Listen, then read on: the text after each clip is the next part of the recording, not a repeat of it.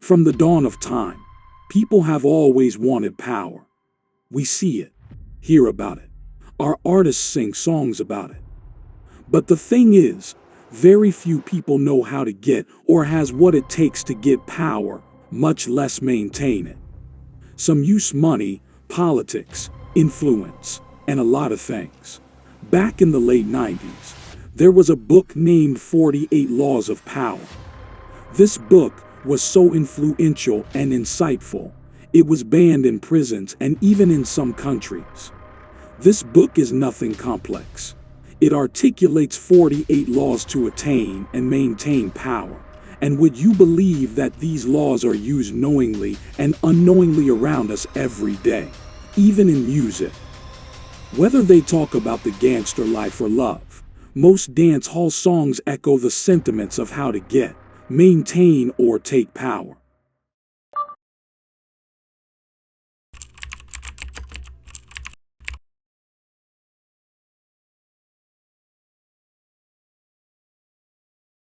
Law 2. Never put too much trust in friends. Learn how to use enemies. Be wary of friends. They will betray you more quickly, for they are easily aroused to envy. They also become spoiled and tyrannical.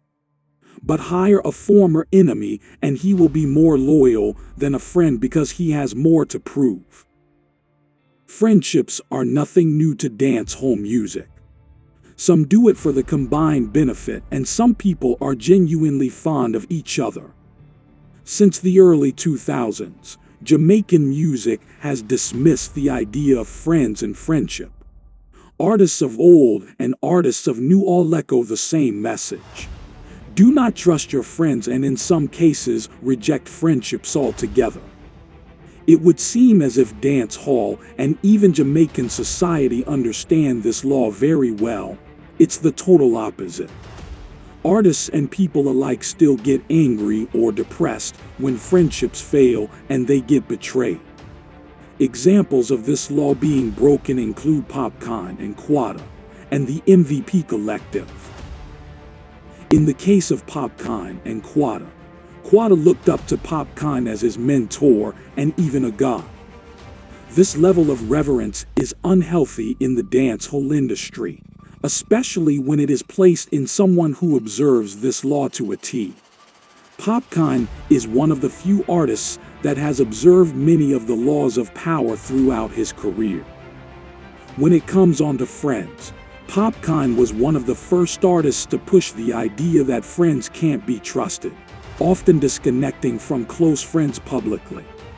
From his actions, we can assume that Popcaan understands that friends, especially in the music industry, don't last. To observe this rule, you have to understand that friends can be more devastating than enemies.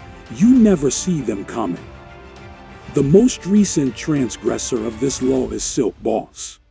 According to his recent interview with his former manager Taro Don, Silk's own friends almost ended his life in a viral TikTok video. Silk Boss is one of the biggest proponents of disregarding friendships in his music, yet he fell prey to that same thing. Due to his rise in popularity, he gained new friends in new places, and they were able to lure him into what could have been a life-threatening situation. In the now viral interview, Silk blamed their betrayal on envy and greed, which agrees with what the author of the book, Robert Greene, says about friends being easily aroused by envy. Transgression of this law normally results in betrayal, heartache, and even death.